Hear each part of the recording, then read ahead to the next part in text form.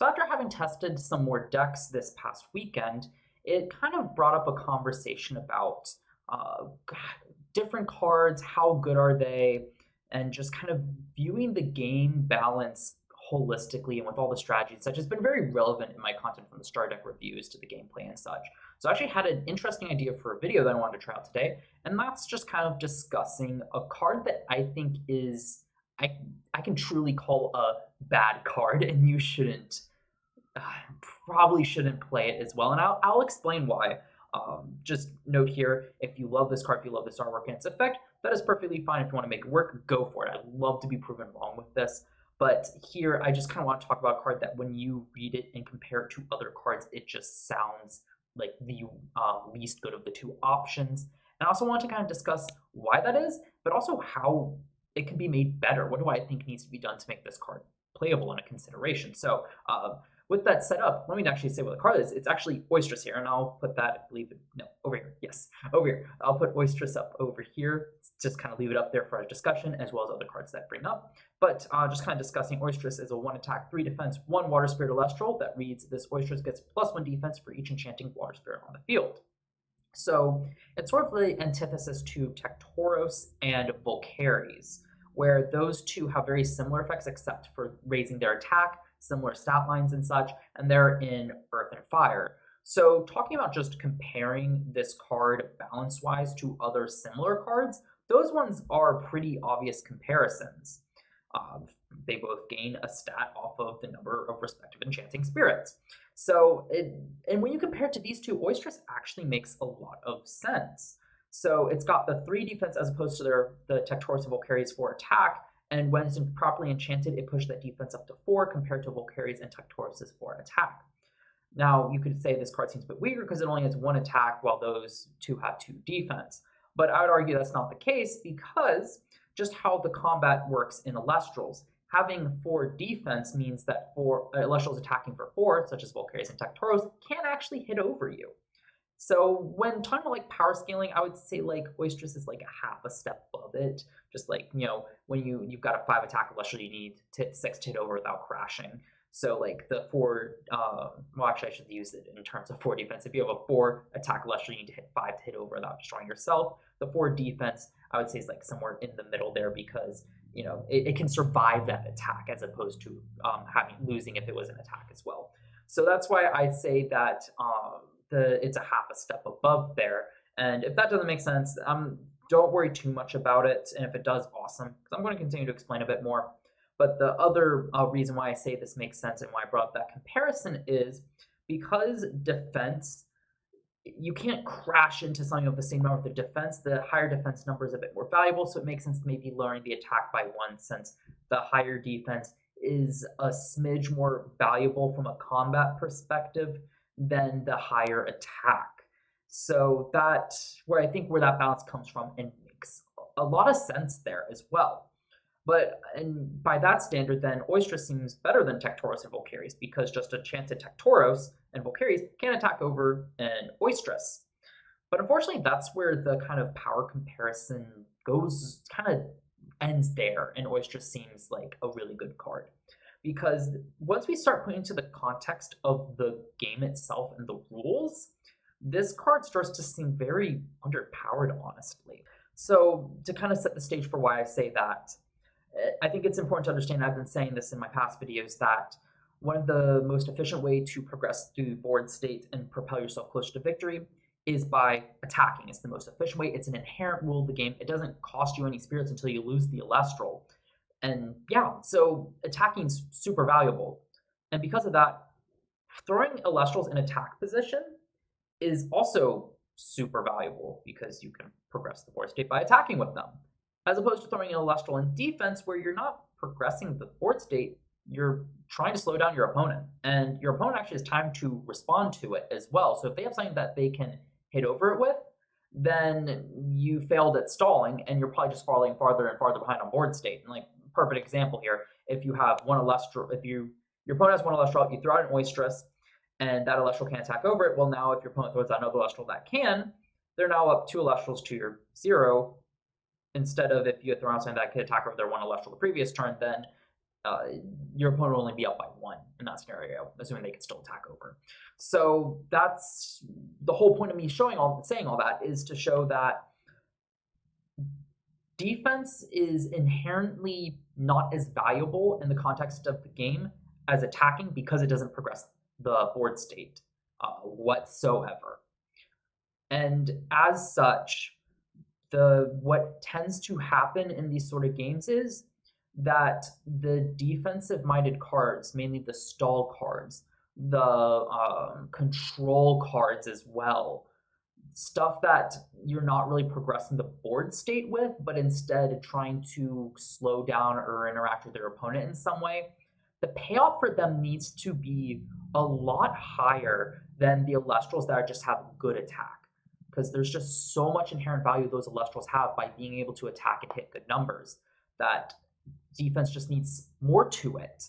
So in this, just a whole overview of Elestrals from a role perspective, offensively minded Elestrals are going to be inherently stronger than defensively minded Elestrals, just period. So that is where Oystress starts seeming incredibly weaker compared to Tectorus and Volcaries, because, well, they can easily attack over stuff. Their attack is very variabled. They can easily attack over stuff.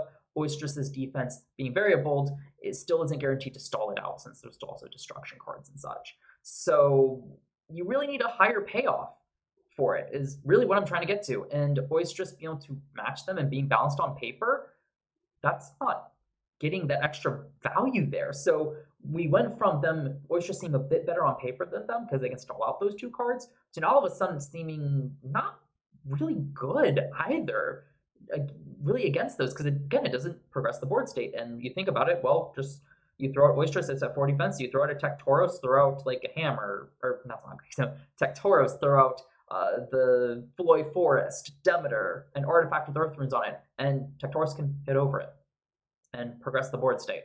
So that is one knock on this card, and I think like the final knock I have to put on it, I could go into how Water doesn't have the best through strategy. It's got a ton of really powerful cards that don't necessarily weave together well into one coherent, really good strategy.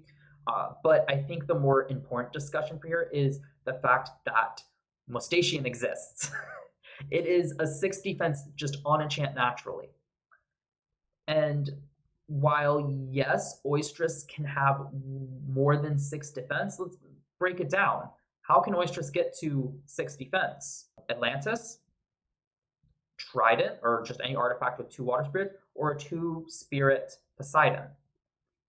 And that's just to match Moustachian. You're having to commit 1 to 2 spirits, depending on the card, to make Oystress a Moustachian, when you can just enchant Moustachian with 1, throw it out with 6 defense, no other assistance, and it still has a decent effect to boot as well. And I think that's huge, that you have to commit so much just to make Oystress as good stat-wise as Moustachian. And sure, you can say, well, since it has a higher ceiling on its stat, it can technically go up to 23 defense if you can get all 20 of your water spirits out. I don't think that's really good enough for this card. Like, you really want to be able to surpass Moustachian a bit quicker than that, especially since I've already established that defensive cards have a lot less value based on the game rules than offensive cards. So again, you don't really, that high ceiling really gets pulled down by just how much weaker these defensive cards are from a game rules perspective. So as such, honestly, I'd rather just throw out Moustachian. It's going to be able to defend most things, and most answers that would answer Oystress also answer Moustachian. And in fact, Oystress is open up to even more answers as well. Like, if you don't have those extra spirits on board, it's susceptible to way more attacks than Moustachian is. And then if you throw out spirits, then if your opponent has like rune removal, they can pop it. And like the other big final point is Oystress, if you have multiple Elestrals out that's bulking up your Oystress, your opponent might just start targeting those other Elestrals and just ignoring the Oystress until it can drive its defense down enough to attack over it. Unlike like Tectorus and Volcaries, where your opponent kind of has to answer them, or Tectorus and Volcaries will just keep attacking over your stuff. So that's kind of getting back into the previous conversation about the game rule stuff, but I think it's important to still mention here. So just all in all, I hope I've done a good job explaining why I think Oystress is pretty underpowered here. Like, I think in all respects, you just want to run Mostation. And even if you want like another defender that can hit that 6 defense, I think even then, Oystress requires a bit too much setup to be able to do. And there are just better cards that you can run as well. So, having set all that up, what do I think this card needs to actually be a consideration for decks? Make it better. Well, for starters, I really think it just needs to be at 4 defense naturally, or even 5 defense naturally. I don't know if 4 defense would be enough, but also at the same time, 5 defense could end up being too much for a stall deck and just completely shut down aggro decks, which is not what you want. So this card might be a bit hard to balance, but just kind of get an idea across. If it's naturally at 4 defense, you properly enchant it, it hits 5 defense, it stops a majority of attackers. Necruff and Sorlet can't hit over it unless Sorlet uses its effect, which then they're having to use an extra spirit, and that's a bit more worth it. And then at the same time, Oystress has one of the same most common outs as Mostation does, that being Sorlet. That already seems a whole lot better. And then if you throw up Atlantis, it's then at 7 defense, meaning it's starting to contest with 2 Spirit Elestrals, not being able to hit over it. And that's really good. And I think that's where this card really needs to be. It needs to not just be a defender for 1 Spirit Elestrals, but also needs to be able to more easily reach up to that 2 Spirit Elestral common 7 attack point. And then this card starts seeming pretty interesting as it kind of hits a target that Mostation really doesn't hit. I mean, sure it can, at 4 defense, I say it can hit 7. Sure, Mostation can under Atlantis as well, but Oystress can still do that with Artifact, multiple Elestrals on board, Poseidon with 2 spirits. It just can hit that a bit easier than, I shouldn't say a bit easier, but there are more options to let Oystress hit it than Mostation. And that's the reason why I brought up why 5 defense naturally, so it hits 6 defense might be good. So it hits a natural stat like Mostation, or Mostation can switch its attack and defense, Oystress just can hit higher and higher defensive numbers. Now, I think changes 6 defense affects the 1 Spirit Elestrals way more than the 2 Spirit Elestrals, because if you hit 7, you're stopping those 2 Spirit Elestrals, 8 doesn't really matter with it. But having it hit 6 defense is a lot bigger if it was naturally at 5 defense, because then even a 5 Spirit Elestral, or not 5 Spirit, a 5 attack Elestral under a Stadium can't even hit over it. They need even more assistance after that. And, you know, that might just be necessary for a card like this to succeed, and it'd probably be really good for a water stall deck as a whole, just to have something that can hit multiple cards that can hit 6 defense and be really annoying for those decks to deal with as well, and be able to float into off of Foamy. It might be what's needed, so then more removal effects need to be run in those offensive elements. And I do recognize that maybe it would just make stall a bit too powerful, shut down aggro decks altogether if they're the more common ones. But again, we don't have a meta yet, so I don't have that information. We don't have that information, but I do think it's important to kind of point that out here, as I think that would be a really interesting balance point discussion as well. So kind of in summary of this video, I think Oystress is very underpowered. I'd rather just play Mostation because it hits 6 defense off of 1 spirit versus the assistance that Oystress needs to hit even that, and to even more relevant numbers, you just have to commit so many spirits. I don't think it's realistic for a card that's not proactive, because you're putting plenty of time to defend against it. And as such, I do think it really should be naturally either 4 or even 5 defense for it to really consider seeing play at all. And there's a lot of great discussion that we had around it. So of course, comment your thoughts down below. I'd love to hear it. Do you think my opinion on this is wrong? Tell me why, because again, this is all just theory right now. There's no definitive proof off of it. So if you disagree, please tell me. I think that'll be really great for me to better kind of discuss these in the future, balance, and just kind of give me and really all of us a better perspective about balance in Elestrals and cards and such. I actually have one kind of final question for you all.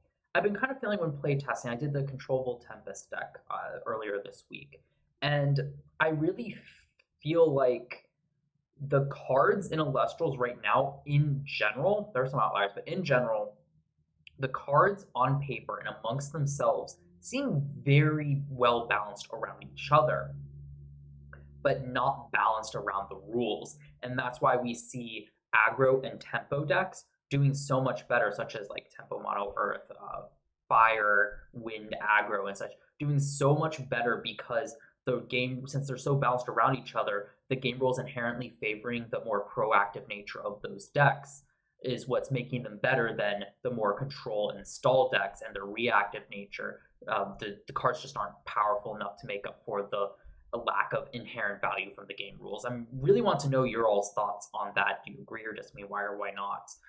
Just because I want to know if I'm misinformed. Maybe I'm on the right track. Do we all agree with it as well? I think that's a very important discussion to have moving forward with the game because, of course, Dan's reading our comments, seeing our feedback, considering that stuff. And I think that would be an interesting point that if he isn't already aware of, to kind of also discuss it maybe on the Discord to see what, maybe bring it to his attention as well. I think that could be really interesting, a good conversation to have as well. So before signing off here, I also wanted to say that I have compiled a Google Drive of all the Elestral card images. It is out of date with some of the new cards, but I'm trying to update it. So this is going to be great for you all, and I want to provide the link for you all down in the comments below, as well as it's pinned in the tabletop Discord chat in the Discord. For any of you who are looking for the card images for custom deck uploads to Tabletop Simulator, of note, you can upload custom sleeves that you wouldn't be able to with Wertz's mod. And just also maybe if you're a content creator and need images for the video or thumbnails, I have them all here sorted by element and then also by product, so you can easily get in here and see those cards and download them for yourself. And of note, what I have done to it is I've taken care of the transparency around it, and they are all in PNG format, meaning they're more widely usable than the webpic file that was saved for the official website. So with that being said, though, I've rambled on long enough. It's been fun doing so, but yeah, let me know if you enjoyed this video. Leave a like if you did, subscribe, and turn on the notification bell if you've been enjoying the content I'm uploading, because I promise there's definitely plenty of more gameplay, deck profiles, maybe more videos like this, the base set review coming out in probably like a week or two. So yeah, look forward to all that.